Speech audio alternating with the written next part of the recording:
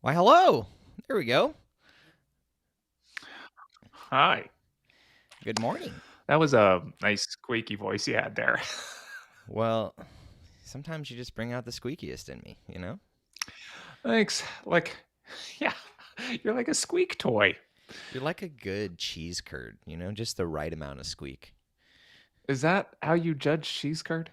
Yes, it is actually. You got to feel I it I don't squeak even along your know teeth. what. Ugh. Happy Thursday. How was the rest of your hump day yesterday, Ryder? Oh man, it was a long one yesterday. Busy, a lot of work to do. So, yeah, just sort of grounded out on hump day. Grounded out, huh? Do you mean that like in the baseball, like hit a ground ball and then got out, or do you mean like No, electrically charged, like you went yeah, down, or what? I don't know if I went down.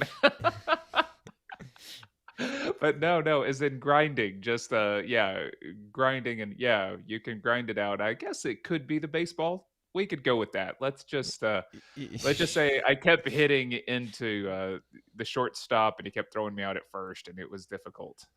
Oh, nice. Well, so yesterday, Ryder, just since you had such a difficult day, I'm gonna give it and make it more difficult for you and force you to do some recall here. See, Ooh. put you on the spot and tell us if you remember what we talked about with Alexandra yesterday. Oh, yeah. Always a pleasure having her on the show. We were talking a little bit about how you move through life. If your job is for her, it's data and analytics and sort of statistics and things like that, and how that can actually affect your daily life. The things that you maybe don't normally think about, but you actually do, and the decisions you make that are based around your job or your livelihood. So that was part of it. I think the one that really stood out to me was when she was talking about co-sleeping with her child, because I had never heard that term before, but that a lot You of didn't sleep with doctors children just often. no, I know, weird, right? I Yeah, mean, I was about to make a philosophy joke about Foucault, but maybe we'll save that for later. Uh, the no need to pedophilia bring up joke made too it much. instead. Yeah, well, he was actually like he'd go off to Tahiti or whatever and sleep with young boys.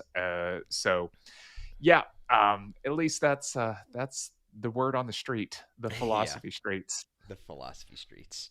So yeah, we were talking with Yeah. Alexandra yesterday um, about how you can leverage your experience that you get from work and you get from other skills that you develop. Maybe it has nothing to do with work, but how can you leverage those skills that you pick up in your everyday, regular, quote unquote, life? Things that aren't specific to the job. And with Alexandra, I feel like it wasn't a big stretch, to figure out how she could apply her stuff, because it seems pretty useful across the board in this day and age to be a data analytics, someone who can really understand data, can understand science and the news, can understand percentages, statistics, things like that, because those are all around us all the time. And so she gave an example yesterday. A writer was referencing about co-sleep, which is the concept of sleeping with your child next to you. And it can be a very dangerous thing, especially if you have some risk factors or you set it up in a certain way, and you can accidentally kill your kid. And so kind of the across the board recommendation is, hey, don't do it. It's dangerous. But of course, Alexandra, being one who knows about science and data and analytics and things like that, she's looked into the studies and saw the exact factors that were important, and she figured out a way that she could set it up for herself. And again, not necessarily recommending it's right for everybody, or saying that you should do it. But maybe for her, she was only getting 2 hours of sleep a night, and she's like, hey, this is dangerous in and of itself. Like, it's not safe to drive when I'm getting this little sleep for this consistent time, and potentially not even safe for her to be walking around and carrying a kid and things like that. So, for her, it made sense. And that was a great example. I agree of one way to apply your expertise in the real world. Yeah, she adds some other examples as well, and it's always fun going off onto human behavior and statistical thinking and the way that we're just really not great at it.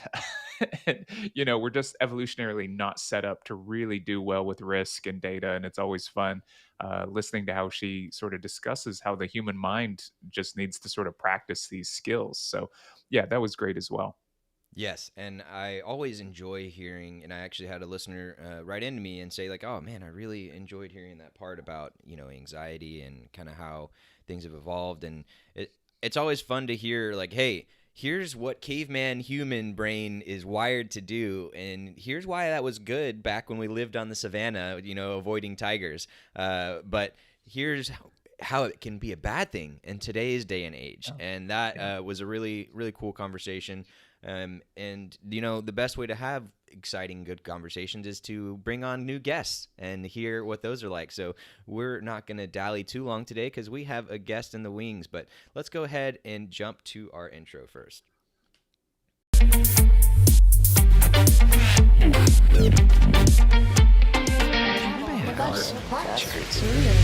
Helpful for life.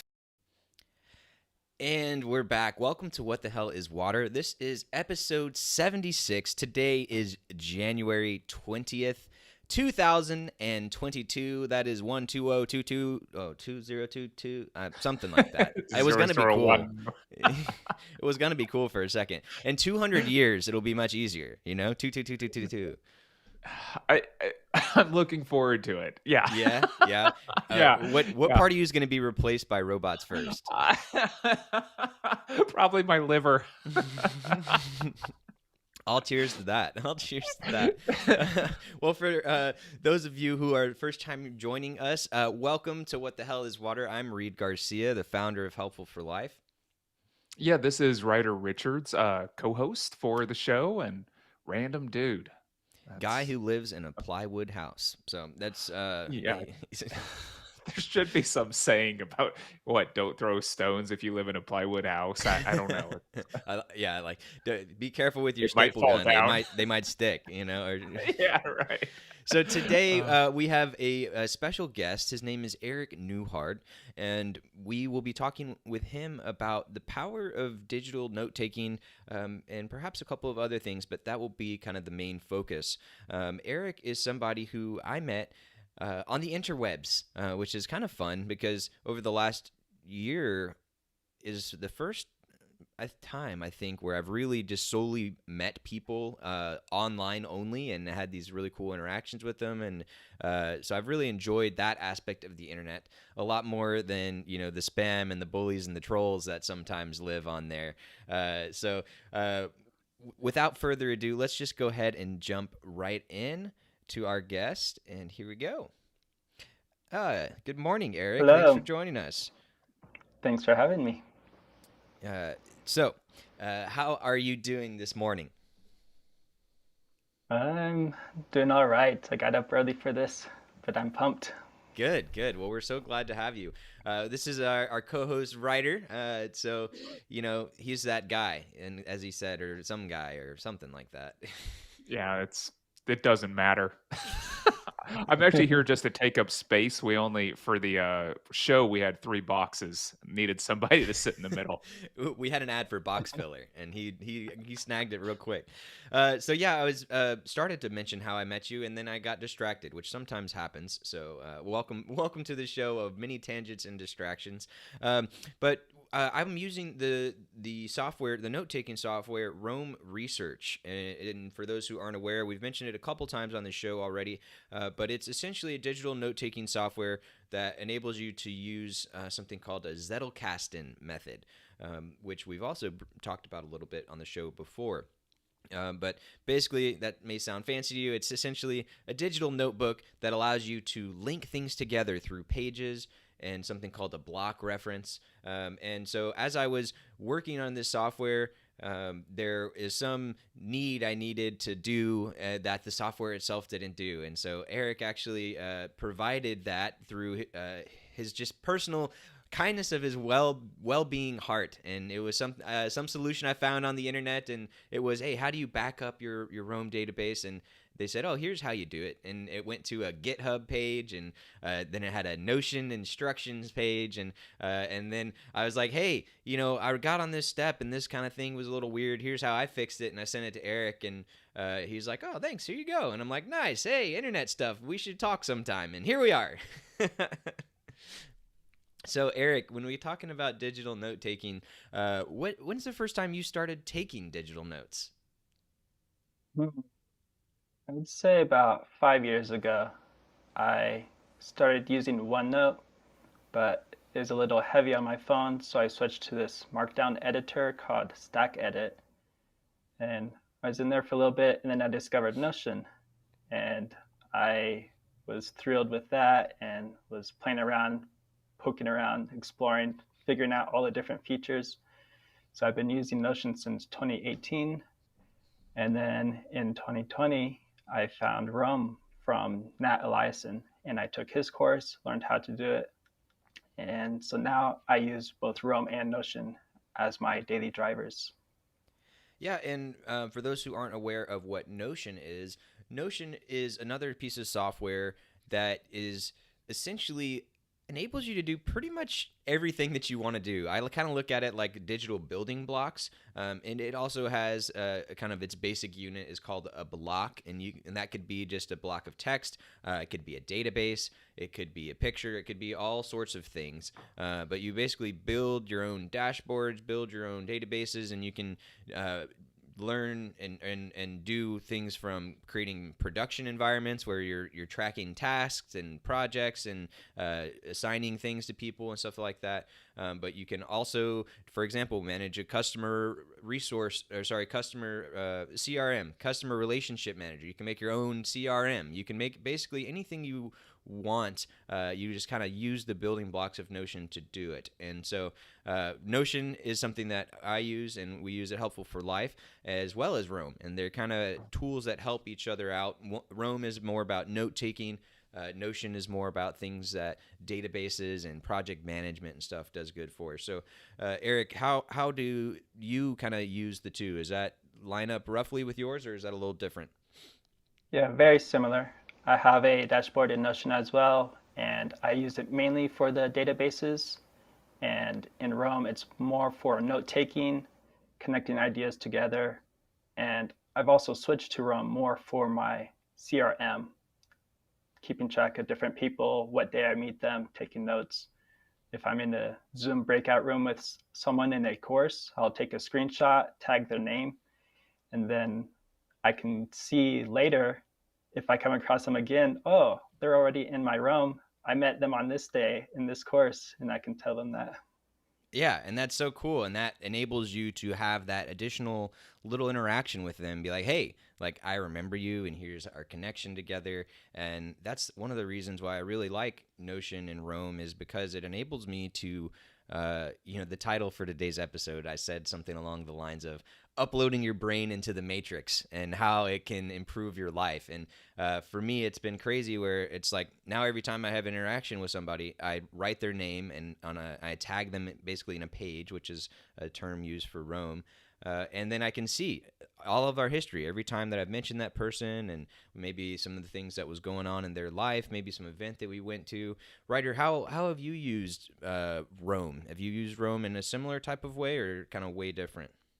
I mostly use it for sort of personal logging and things like that. But yeah, I've started using it more as a CRM. And also, Eric, I found that online, like somebody, maybe it was, I want to say like Red Gregory or somebody. She's another person that does some Roam tutorials. And she ended up having something about how she uses it. And so I kind of will stumble into these YouTube videos and watch somebody, you know, build a CRM out of Roam or build a Kanban platform out of Roam. And then I'll just be like, oh, I'm going to try that. And so I just throw in some code and get rocking on it. And yeah, I find that some of them I've started taking back out. There are some things that I don't use in Roam, but I think I'm going to. And then after about 2 months, I'm like, I just have never used that. Yeah, and that's kind of how it can go.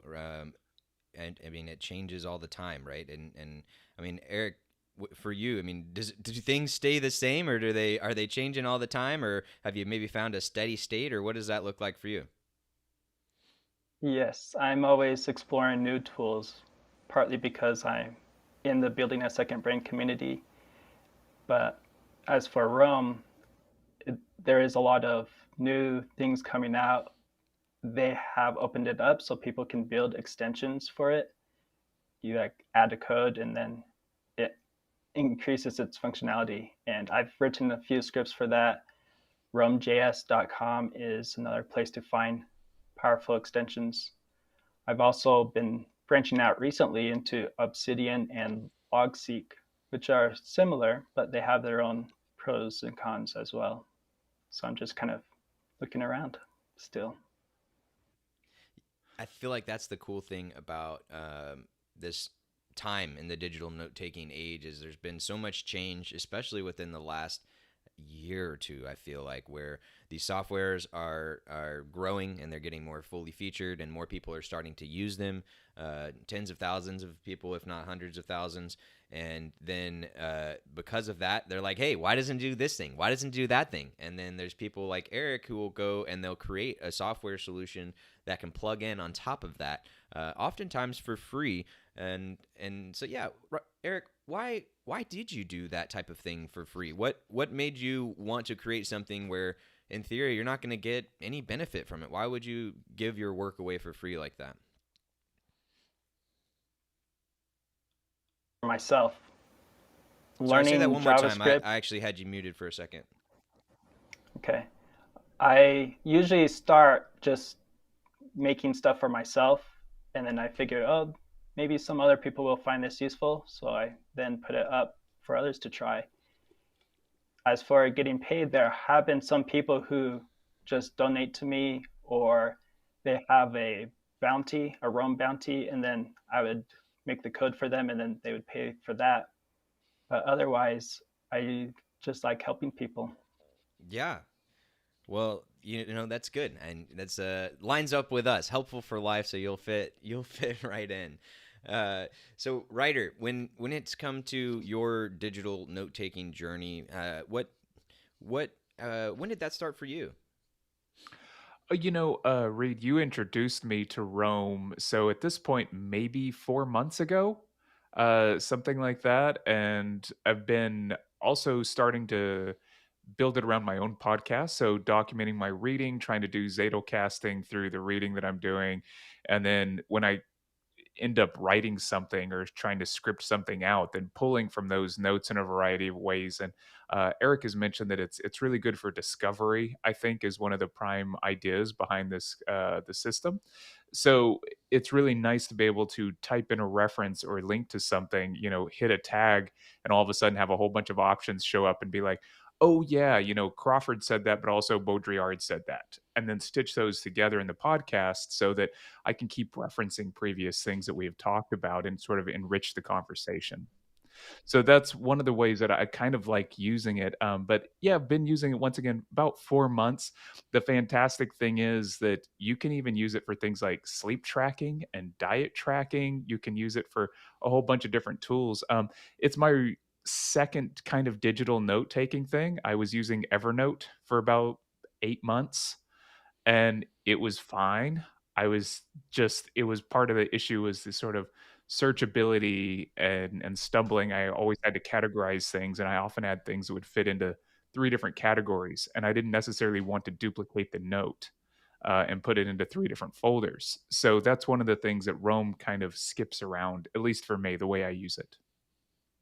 Yeah, Eric, when it comes to choosing a digital note software, um, what what is the reason why someone would maybe want to use Roam, for example, versus something like Evernote or OneNote? It really depends on the person, and if you try the tool, it may intuitively connect with you. Some people, when they use Roam, they think, oh, this is exactly how my brain works, the way it makes connections. Others just find it too complex and prefer the hierarchy of Evernote or Notion. So there's an article by Nessabs that talks about the different note-taking types. It's like gardener, librarian, and architect, I think. And you can kind of read through that and see what resonates with you and find the tool that works with that. Yeah, and for those who have no idea about any of these things, Evernote and OneNote are similar in the sense that they are kind of like a traditional notebook. And I'm talking about paper and pen here, people. So you basically have folders and you have things where you decide, hey, I'm going to put this in my biology notebook. I'm going to put this in my reading notebook. I'm going to put this in this other notebook. And you have a folder structure, much like you would if you're storing files on your computer or something like that. And that can be great, as Eric was mentioning, to help you organize where your ideas should go, quote unquote. But the downside of that is a lot of times there's overlap, right? When writers making art about farts, there's a lot of categories that come up in that one. Yeah, a lot of note taking. I actually tried to keep a fart log for a little while in Rome, just like how many times a day I farted and what kind they were, and I developed like a Morse code system to log my farts, just out of curiosity, uh, just because I could. There was the Morse code system, like the style of the farts, or Yeah, it was okay. like long, short, long, short. Gotta love it. Gotta love it. That's the thing, people. You can use Roam. You could use Evernote. You could use OneNote, Notion. You can use all of these tools to accomplish whatever you want. However, futile or useless or whatever term you want to see they may be to other people, you could make Morse code out of your farts. You heard it here first. So Uh, Eric, one of the things that you've mentioned was the building a second brain. What is that? What does that mean? And tell us a little bit more about that. It's a course by Tiago Forte, and he's actually wrote a book that's coming out this year. If you go to buildingasecondbrain.com, you'll see that. And in the course, we learn how to build out digital personal management systems to manage our knowledge. And in the course, you learn 4 different steps with the acronym of CODE. C is for capture, and then organize, and then distill, and then express. And the idea is you're consuming all this information, but you need to do something with it. The ultimate goal is to create. And so this is how to use second brain tools like Roam and Notion or Evernote to develop this whole system to do that and to make it a lot easier to find stuff you've done in the past. And it's also for managing projects and tasks as well, and just pretty much everything about life that you could manage with digital apps. So this whole concept of like, hey, I have my brain here, my brain number one, and I'm trying to create a second brain that is outside of myself, so I can record my thoughts. I can see how they go over time. I can save that information that I've learned. And even for me, one of the ways I've used Roam a lot is just tracking the things that I'm looking up and writing my little notes about it. And it could be something as mundane as I needed a new keyboard, and I was trying to research which one to get and what factors were important. And that's something that in the past, like I would do, and then I would forget about and never use again. But now that I have Roam, I'm like, hey, I'm looking these things up already. I just need to copy these links over to my Roam really quickly and add a little bit of context and say, hey, here's all these things that, if you ever need to come back here or you ever want to help other people choose their keyboard, now you have this knowledge base, this brain outside of yourself, to help do that. So Tiago Forte is the guy who created this term, the building a second brain, and then he made this course around it. And the acronym was CODE. Is that what you said? Yeah, each week is one letter of the code that we learn. And for one more time for our listeners, what was the acronym stand for? C was Capture. So you're reading information, you're consuming, you got to capture the highlights that really stick out to you. Then O is organize. You organize it in whatever tool you're using for the note taking. And we'll talk about Readwise a bit later. And then D is for distill. So it's taking what you've learned, distilling it to a shorter version, possibly in your own words or just bolding and highlighting to progressively summarize it. And then E is express, to then use all of these different parts, put them together in a new thing to remix it, and then put it out in the world. Well, it doesn't have to be out in the world. It could just be for personal use as well. Yeah, and Ryder was giving an example of how when he was doing some writing for his podcast, how he was remixing some of the stuff of the philosophers of past. And so that yeah, go ahead, Ryder. It's really because of course I'm thinking like it's hard enough to manage having one brain. Like, why would you want a second one? But there's definite strengths, right? There are problems with our squishy brains that maybe we don't have so much with these hard state or solid state brains. So there's benefits in there. One of the interesting things that Reed and I have talked about before is when you spend all of your time basically developing a second brain or uploading all these things, like so I'm really interested in instead of logging everything, how do you get to this creative aspect, right? Because logging has always seemed like a chore or a task to me. So it's like a hurdle that I have to somehow overcome. Eric, any thoughts on that? The idea of logging versus creating? Yeah. Logging is really just a habit. You got to do it consistently. And creating is really the same thing. you got to be consistent in doing something, putting something out there. I've been doing that on my website with daily atomic essays called Shipits.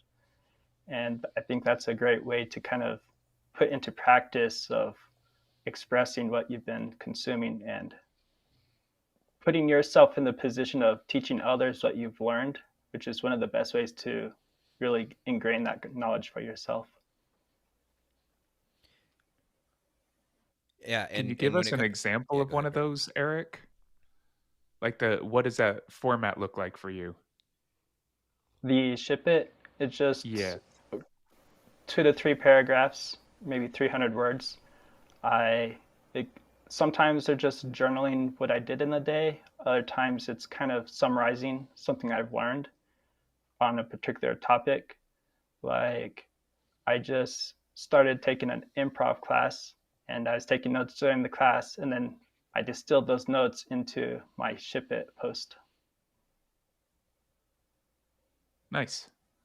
And they vary a lot in the topics too, and that was one of the reasons I actually ended up reaching out to Eric. Was I was reading through those shipbits, and it was cool because I got to know him a little bit without having ever talked to him, and I saw a couple of snippets. Some were stories, from his present life. Some were a couple things from his past. For example, that's how I figured out he lived in Japan for a while, for multiple years, and then I don't remember if it was through that or through my conversation with him we had later, but that he then decided that he wanted to learn a little bit of Chinese, and I'm like, man, you're just going all over that Southeast continent over there. So when it I got comes to, interested in that. yeah, go ahead, Eric. Back in college, I got really interested in Asian culture. And there's a lot going on over there, and there's a very diverse culture. I feel like one thing us Americans can often do is just write off all of that as China, and so it's cool to dive into all of the different cultures and see just how many countries and things there are going on over there. Definitely. I learned a lot just the different perspectives they have over there and how America focuses more on individualism and over there they focus more on cooperative harmony among everyone, like a collective, and like the pros and cons of both. And so I try to take those together. And one of my passions is communities, especially online communities, and like how to integrate the pros of both ideas. Yeah, that's the beauty. We're talking a lot about digital notes and things like that today. The beauty of doing things in the digital world is you get some advantages from that, and one of them is the ability to create something, publish something that can be out there for anyone in the world to look at, to consume, to participate in. And as Ryder mentioned, I got him into Rome research a few months back, and as one of the things we did a Rome book club. And that was a online video meeting for the book. The first one we did was on how to read a book by Ryder. Help me with the author on that one. Oh, is that Adler and Van Doren? Yep, Adler and Van Doren. And as we were doing that book club, it was cool to hear from people all over. One meeting I was in, there was someone who they're like, you could hear chickens in the background, and they're in the Philippines, and then they're like, oh, sorry, it started raining, so I'm gonna have to mute because they like had like a tin roof or something, and it was super loud. And then there's someone in Africa and in UK and Australia and I think Brazil or something like that. And I'm like, this is so cool, and everyone was here for the same reason. Like, we want to get better, we want to get smarter, we enjoy using these digital tools, which was a really cool thing. And it helped me realize that this whole digital note taking and it kind of goes hand in hand a lot of times with self-improvement and the creation process, how that community has a lot of really cool people who are interested in just bettering themselves. What's your experience been like with the people in that space, Eric? Yeah, when I came back from Japan, it was right before the pandemic hit, and I wasn't. I knew I wanted to do something on my own. I create my own business, but I wasn't sure what. So I was taking these online courses, and that's how I found building a second brain. And I fell in love with it both because of the technology, because I'm kind of a computer geek, but also because of the community. And I felt like I found my tribe, like people I can really connect with, people who are focused on productivity and self improvement. And I think these kinds of online communities are popping up, especially in the past couple of years, give people that it provides the need for a connection that people have been craving. Yeah, for Ryder, for you, have you had much connecting with people in the digital only space by chance, or has most of your stuff been bound by the 3 dimensional realm? Yeah. I'm mostly three dimensional with a lot of that, but I think a lot of that's coming from the art world, where we go to exhibits or there's excuses to go to events. So when the pandemic hit, then all of a sudden, all these physical objects and gallery events and everything else that you would go to network and to hang out, those are put on hold. And the interesting side about that is that I live in a suburb of a suburb, so I live far enough away that it becomes increasingly difficult and time consuming to go to these other places. So finding a network of people online where basically through Rome and through the book club has been the first time I've really sort of participated in one of these things and started thinking, Eric, when you talk about finding your tribe, I was thinking, "Oh, man, like, all these people are, like, super smart and interesting, and, like, they all seem very kind and, generous with their time and their thoughts," and I'm just like, "What in the world? Where has this been most of my life?" Like, I was a college professor for a while, and so it's fascinating that I think these communities are even friendlier than the staff that I was working with when I was at the college, and just more open. And that was kind of a fascinating thing as well. There's not territorialization as much, or at least I haven't found it to be so in like the online Rome communities. Like people aren't staking out ground and being like, I will protect this. I am a historian and I will now know all things about history and you cannot step in my realm. That just doesn't seem to exist there. Yeah. And for me, the self improvement, not many people around me in real life are that interested in it. So it's kind of hard to geek out or share some of this stuff with close friends and family. So it's really cool to get into this kind of community where it's appreciated. Amen to that. I can definitely relate to that one.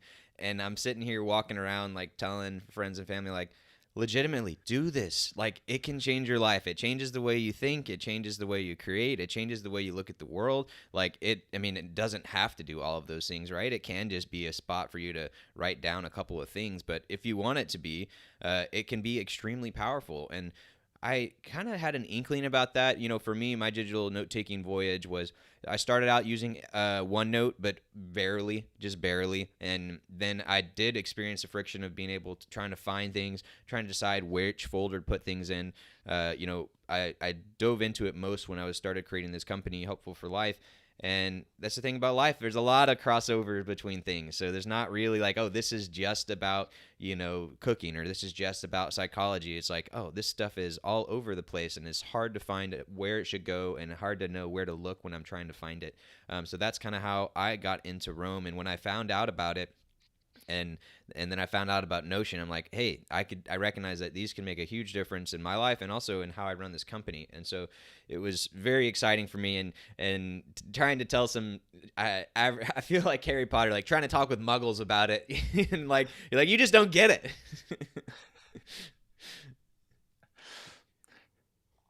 It's definitely the tools and stuff that not many people seem to be using them. That they're a bit disorganized in their lives, and there's the technical hurdle of learning the app because of all the different things it can do. And I found that my passions lie in technology and education and community. So I've been trying to help people build their second brains in that way. I call myself a second brain engineer. Nice. Yeah, but that's the thing that I really like about Roam is that it is a very powerful tool, both with the things that are already built into it, and then as we mentioned earlier, there are things you can add onto it that weren't created by Roam Research themselves, by users like Eric, and that can you can really amp it up and become a big power user and do all of this crazy fancy stuff if you want to. But to start, all you literally do is Roam is at the top of every page or every day is a new page, and it's also kind of a cool little metaphor. Every day is a blank page, and you get to do what you want, you get to write what you want, and it can literally just be plain text, but you can do so much more with it. Ryder, what are you giggling about over there? Oh, because my page auto-populates with a daily list of tasks. Nice. So my blank page is not blank. So that's how it can be, right? It helps you do the things that you want to do. You thought about in advance. You said, "Hey, these are the things that I want to do every day to help make Mhm. myself a better person, to help me, learn how to create new fart languages and do new things, new exciting things, right?" Yeah, no, it's been good in that way of just like I'll have sections pop up. It's to-do lists and some journaling questions, and then I've set it up to have a set of random prompts show up that ask me questions to sort of get me going in the morning or make me think about different things. And meditation log, what kind of supplements I'm taking or vitamins, right? It's like so I use it as this like all round kind of system, and the idea is that if you also track like how you feel every day or something like that, then you can at some point start pairing all this information, the data sources up with the feelings and start going like, oh, wait, I seem to do best when I get, 10 hours of sleep every night or whatever it is. And you can kind of start figuring these things out. So it's kind of a nice tool in that way. And when I first got into it, I wasn't thinking about it like that. I was thinking about it more as literally taking notes from books. So we call it a note taking app, but it really is a way to sort of structure your life. And when we were talking about these add ons, then I have, of course, my Google Calendar gets imported in, and now when I save files, like I can have PDFs or images or whatever that are all stored in my Google Drive, so I can drop them in, and they're stored in various places, and so that sort of allows me to really use it pretty in a lot of more powerful ways, almost as a kind of a personal computer that's in the cloud. Somewhat of a Yeah, second brain almost. Hmm. that's what it is. And just like your second brain or your first brain has different parts, your second brain does too. It's not just one tool. The idea is how to get different apps working together. So you have your calendar, your some people may have a dedicated task manager on then Roam or Notion's like a major note-taking app. And then there's another service called Readwise, which really ties things together, especially for highlighting and taking notes. So it'll get your highlights from reading Kindle books, and you then forward that to Roam or Evernote, whatever your main tool is. And they're constantly adding more tools to import and export to. Yeah, I use Readwise, and I've barely just started to scratch the surface with it, but I've started to make a habit of saving the things that I am consuming and saying, "Hey, here's what I was reading this day. Here's the websites I was browsing. Here's the YouTube pages that or the YouTube videos that I watched, and then here's some of the things I was thinking about as I was doing those things." And if you're like Ryder, then maybe that sounds like, wow, that's so much work. Why are you doing that? What's the point? But as Eric mentioned, it's just a habit that you build up, and it's like you're right there already. It's literally a couple of keystrokes, Control C, Control V, or as you get into it more, you can set up fancy macros where you press a button, it does it all for you, and so that's how you can kind of start getting into that whole idea of, hey, how do I do this faster? How do I do this easier? And that's how you become someone like Eric, who is finding those ways to create those things and do those things, and then sharing them with others, which goes to the community aspect of this whole digital note-taking world, which is where people are very willing to share their information, how they're using it, and what effects it has on their lives. To mention that book club again, That was where it really sealed the deal for me with Rome research. When I heard other people talking about how the impact it had on their lives, there was someone who was talking about how they were extremely depressed, and then they started using this thing, and it started to help them get their arms around it and understand how they thought and why they were feeling things and stuff like that. And they said, it saved their lives, and they were very quick to say, I'm not promising these anything, and like, don't want people to get like their hopes up and all that kind of stuff. Like, it's not that going to be that for everyone, right? But like for that person, it literally saved their life, and I was like, okay, you've got me sold here, Rome Research, and like they're not paying these people for anything. This wasn't like an ad or anything. It was actually the founder happened to be at that meeting, and they're like, man, we really need to advertise some, and it was kind of cool to see like, hey, these are just some people who are trying to make the world a better place, and getting to know the team that was building the tool. They're doing it for the right reasons, and they're not going to rush things just because everyone's like, hey, you need this, you need that. It's like, no, they're doing it very methodically, and one day I want to see behind the scenes of how it's run, because they have their own graph, where a graph is their fancy way of saying notebook. They have their own digital notebook that they run their company out of, and it's like they track all of the things. One, because they need to be power users of their own tool, so they can know all of the weaknesses, things need to work on, all that kind of stuff. But two, as they hire new people and as they bring on people from different parts of the world, different levels of experience, all that kind of stuff, they're like, all right, welcome to the company. Now go dig into our graph and learn everything that's happened and why it happened, and then you can plug right in, and you can become a fully functioning member of the team really quickly because of that. The way I think of Rome is, it's what policies and procedures like try to do like in companies, but let's be real, nobody ever looks at those things. Nobody likes doing them, any of those types of stuff. But when you are do it in the right way, you get this tool. For me, for example, I always have Rome open on my computer, and it's just a quick alt tab over to go over to the thing, write something down real quick, go back to whatever the thing is I was doing. And another thing that it's helped me do is I save my context, and it's like, okay, I was researching this thing. Let me save all those tabs. Let me close out of that window, get rid of all that digital clutter that's kind of stressing me out, and I've got 17 things open and 50 tasks that I need to do. Let me put those in the containers where they need to go, and I'll pick that up later on, right? Do you have a similar type of clean desktop, Eric, or do you like to have all 5 million tabs open all the time? I prefer the clean desktop, but I usually end up having all those tabs. I do use Chrome in a separate browser, so I can alt tab just like that. So I have like one browser for calendar, Chrome, Notion, and then the other browser where I do open all those tabs. And then recently I've been using raindrop.io to manage those tabs, save them, and categorize them with tags as too. Nice. Well, I think we could go on for a very long time about all of the various tools and how they could all connect. And one other one, but we can't do it forever. But one other one I wanted to make sure to mention was the podcast app that I started using called Air, AIRR. And that allows you to listen to podcasts like you normally would, but you can also then take clips, which is essentially like highlighting like you would in a book or an article or something like that. So you can save those clips. If you want to add a couple of notes or something to it, you can. Or if you just want to save the clip itself, you do that. And using Readwise, that integrates with my Notion. And now I can go into Notion and see, we talked about it like a database, but I know that can kind of be a scary word for some people. Think of it just like an Excel page. It's just an Excel document, and I can see all of the things that I've read. I can see all of the clips that I've saved from the podcasts that I've had, and I can filter them by, pretty much whatever I want. And so I can say, hey, oh yeah, I know I heard that thing on that really cool podcast. What was it called again?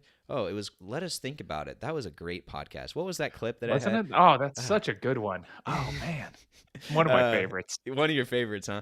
And so you can sort through your clips and you can see, and then so I just wanted to make sure to mention that one's called Air for those who are looking up that one. So I Eric, believe that's only for Apple ecosystem, like iOS. Yeah, I'm on Android, and there's another one called NipD, which is pretty similar, and that also integrates with Readwise. I've been using that recently as well. nice. So, man, Eric, I don't know if if you've got some people in the wings here on your team. This is Alexandra saying that she's worked with Erik to build the support. Let me say that again. She worked with Erik to support the building of her second brain for the purpose of her creative work. Wow, the results. So, for those who are not aware, Erik helps coach people on how to create these second brains. And I guess you've got one of your clients here to show up. That's nice. And yeah, so what's that been like? And what does that client process look like, Erik? Most of my clients come from the Building a Second Brain course itself.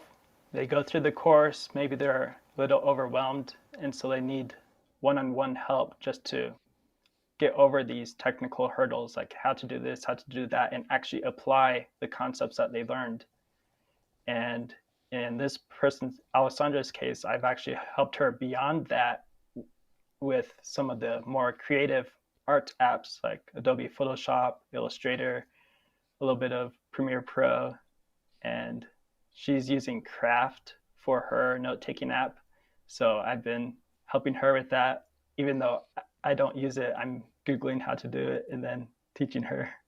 Nice. Yeah, so if people want to learn a little bit more about you or about how to, maybe potentially be one of your clients, how would they do that, Erik? You could go to my website.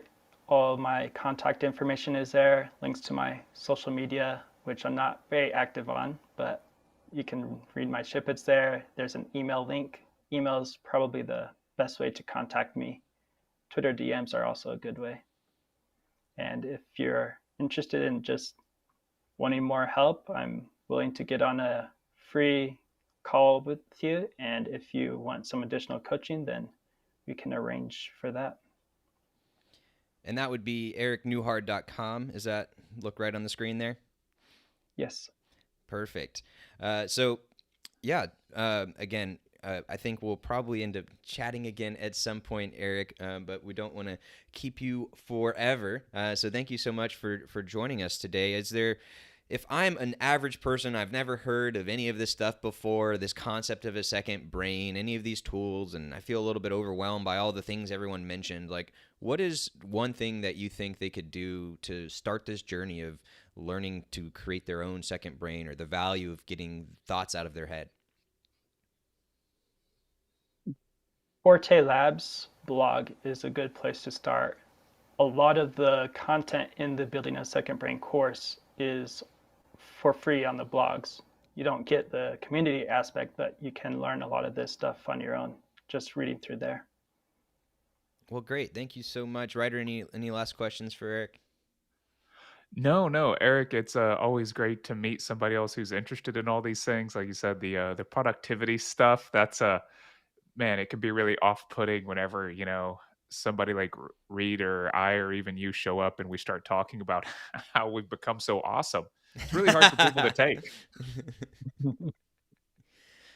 Well, thank you so thank much, you Erik. for having me. Yeah, we were so glad that you're here, and you have a wonderful rest of your day. For those of you at home, make sure to go check out eriknewhard.com to learn a little bit more about him. Maybe you want to go read a couple of his snippets and check out the story about Target. That was a fun one that I enjoyed. And then other than that, you can learn a little bit more about the Second Brain program, building a Second Brain program. And if you would like some help working on that or some additional digital note-taking and kind of becoming a better digital you, you could contact Erik through his website. So thank you so much, Erik, and have a great rest of your day.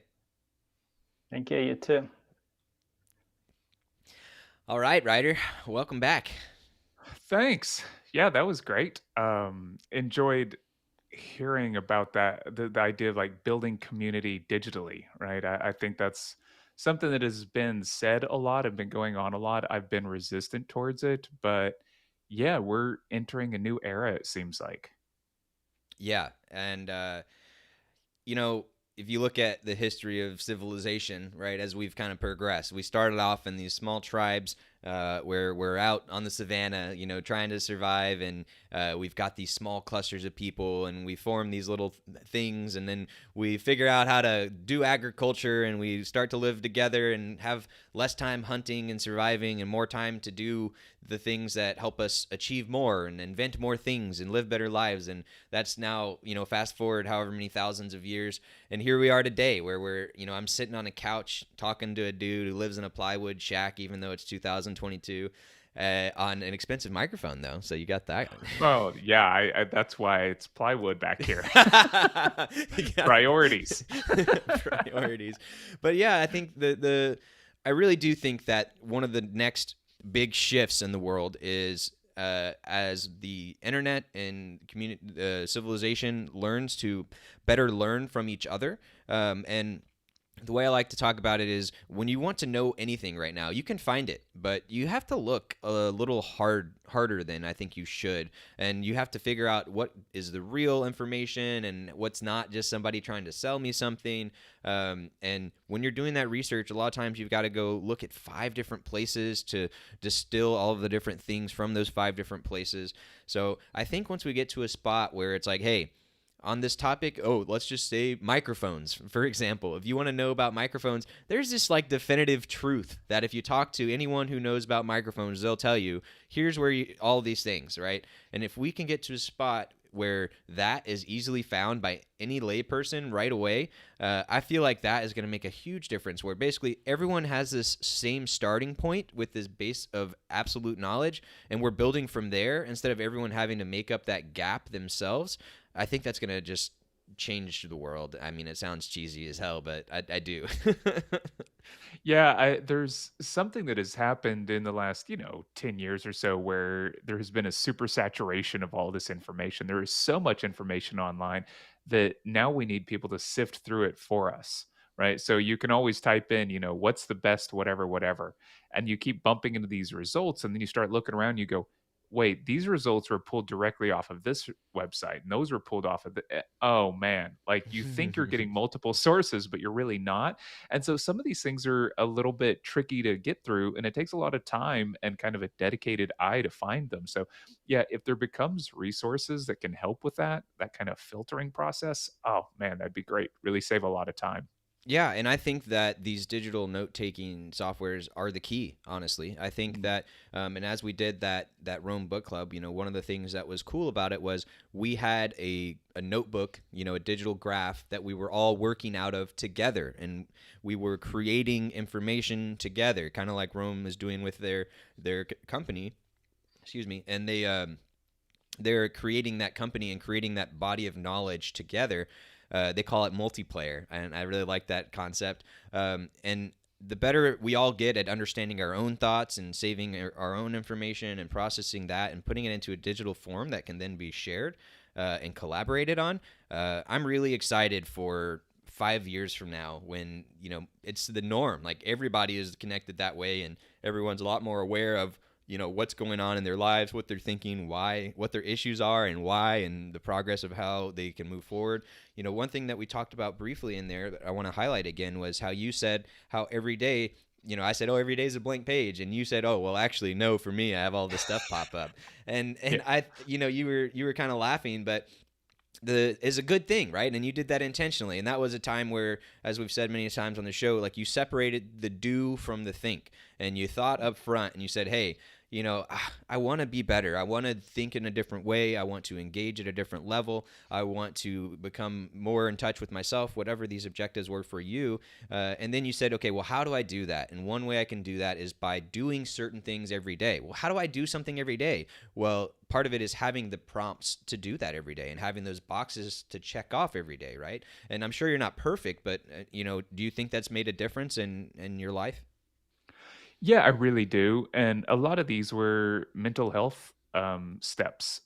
Things like journaling, gratitude practice, memento mori practice, meditation. Some of it's health related, and just sort of having all those things on there as a reminder. You do best when you go for a walk every day. So go for a walk. And the funny thing about all this stuff is it's just a little checkbox. and you can skip it quite easily. I actually have a tag that's called skip. And when I skip things, I just tag it that I skipped it that day, just so I can sort of keep track of it. But a lot of times I go try to do these things. I'm not perfect about it, but it definitely helps just having the visual reminder. And over the last, few months while doing all these things, I think it definitely has helped me. It's helped with a little bit of perspective on things. That's one of the problems is if you keep getting into like wormholes where you get too bogged down into certain ideas and your perspective narrows down and you get really anxious or stressed out about something, referencing back to these larger topics every day is great. Like, what are you grateful for? Like, when you die, what kind of person do you want to become, right? Like, what's going to be important to you? Is it friends and family, or is it that little nitpicky thing, that little interaction that's going on at your job right now? You know, Right. oh, the job thing, never mind. Like, right? What's really important is how I treat my friends and family. And so sometimes having an app like this can really help you prioritize big life things.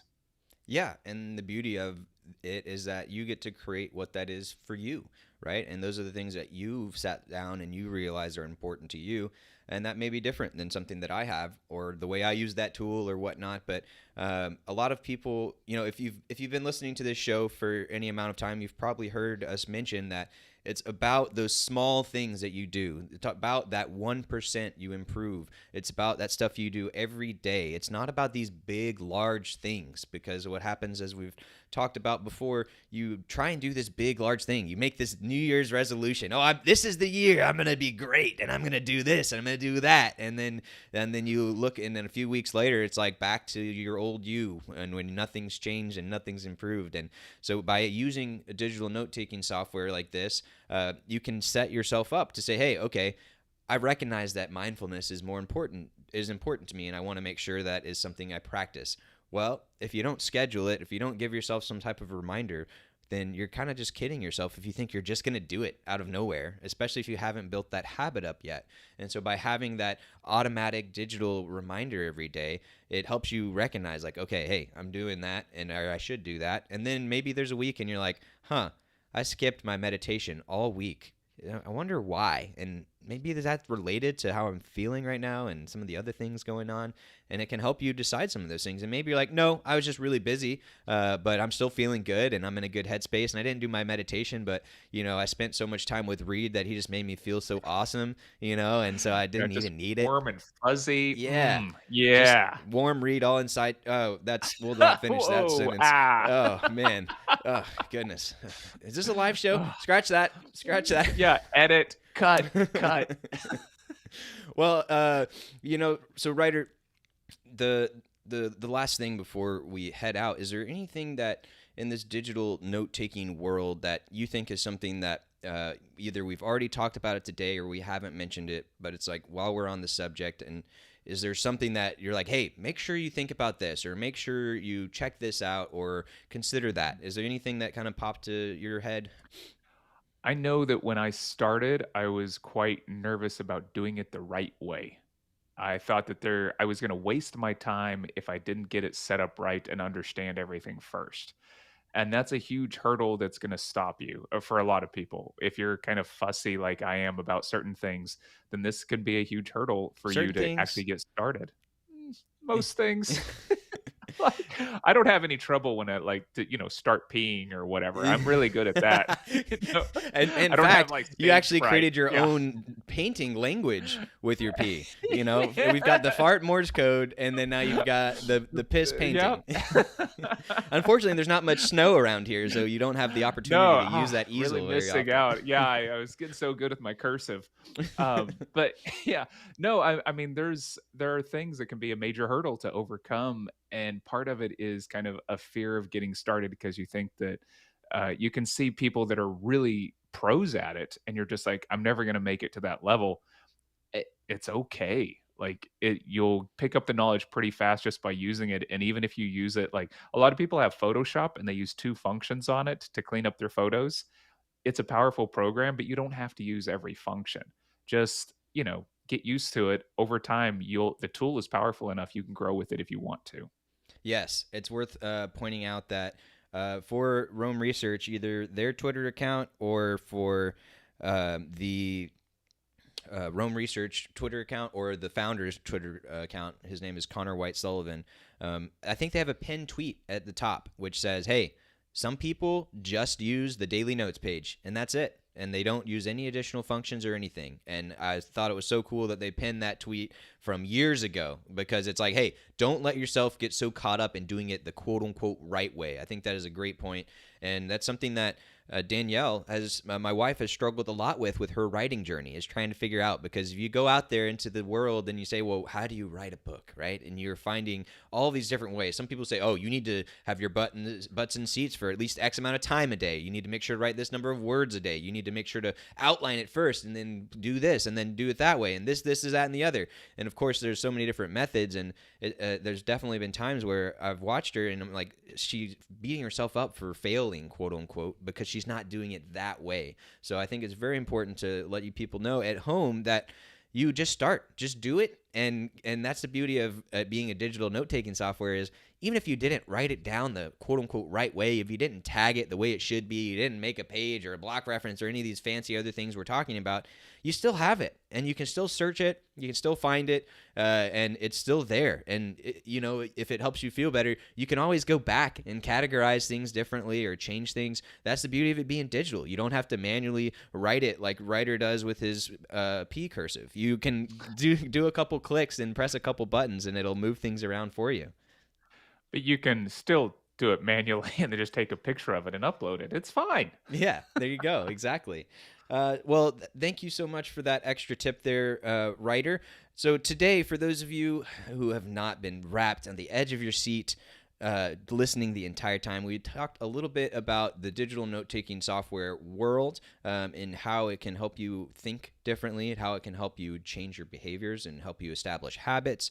It can be a way for you to learn and save the information that you're learning and go build to it over time. As we've talked about in the past, there's some other things you can do with Zettelkasten and also Evergreen Notes, which we'll link to those or that episode where we talked about that. And yeah, there's just so much you can do with it. It can literally change your life. So take it from us, a couple of smart people who have started to use this tool, have started to see the effects in our own lives, and we've tapped into a community of people who have been doing it themselves. Some people, like Erik here, have been doing it for years, and they've not looked back. So take it from us that this may be something that can change your life. And if you're sitting there asking yourself, like, hey, I want to do something better, I want to do something different, I want to make a change of some sort, it doesn't matter what that might be. I pretty much think 100% that doing a tool, something like this, at least trying it out, may be the thing that can shake things loose for you. And you can use it and shape it to be whatever it needs to be for you. But the main thing to know is just start using it. You can always change. You can always improve. There's people out there like our guest today, Erik Newhard, who can help you learn a little bit more about it. There's plenty of resources out there online for free. And of course, we're here for you as well at Helpful for Life. So you guys can comment on whatever platform you're on right now. In case you're not aware, we're on YouTube, Twitch, Twitter, and also on one more, which I'm blanking on right now, Facebook. And we'll soon be on a podcasting platform and maybe a couple of others. But you can comment wherever you're at, or you can go to our website, helpfulforlife.com, and hit the Contact Us button in the top right. We want to hear from you. What do you think? Do you think we're crazy about all this stuff and I'm pen and paper for life, or I'm never writing anything down because the government's going to steal my thoughts? Whatever it may be, let us know what you think, and let us know if any questions you have. This is something that, as you guys may know, I'm pretty passionate about, and I think it is the key to us changing ourselves. And as I mentioned earlier, I think it might be the key to improving the world as a whole. So I strongly encourage you guys to get started. So that'll be our challenge for today, is to start using a digital note-taking software. You can use Rome Research. It's one I highly recommend. I'll give you guys the warning. It is $15 a month, which is like, oh my gosh, I can't believe it, Reed. So expensive. Well, look, you're going to pay $15 a month on your streaming service where you can watch things and download things. Why not invest a little bit in yourself and your own thoughts and your own ideas and your own feelings and your own habits? And guess what? I think after a little bit of time, you will be able to make up that $15, that 50 cents a day, to have a better connection with you, build that second brain for yourself and make your life better. Right? Or any other thoughts? No, I don't think so. Well, there's one You already said tangent no. Sorry. is That's it. Thanks. sorry. Bye. One tangent is also that I think they have a believer model or something like that. So you could try it out, and if you like it, I think it's $500 for like 5 years, which takes your cost down to like $8 a month. It's just you have to have the upfront money to do it. So, if you're somehow wealthy and you want to play with it and you enjoy the platform, then that's another option. Yeah, and if you're somehow wealthy and this is something that you want to help other people with, then you could buy that and then gift it to somebody, and you could be the way to change people's life. If I'm going to spend $1,000 on something, I could do something for myself, or I could, buy 2 Rome Believer plans and change 2 people's lives. So and another thing too about the Believer plan is by having that large amount of money up front, it helps the Rome research team, hire people to develop things faster and better for all of us at home. So again, whether it's Rome research you use, there are also free alternatives that do similar things. Erik mentioned Obsidian. I believe that's free. I could be wrong about that. And then there are other tools like Evernote and OneNote and things like that. The bottom line is just start writing things down in a digital way. Start to record a little bit of your life, and you might be surprised. Like, it's kind of cool to be like, hey, what did I do this week? And you can see what it looks like. And Erik's still here hanging out, giving us some helpful tips, saying that Obsidian is free, but you can pay for a sync function. And so go check out a digital note-taking software today. And other than that, have a great day, and we'll see you guys tomorrow for episode 77. Bye now.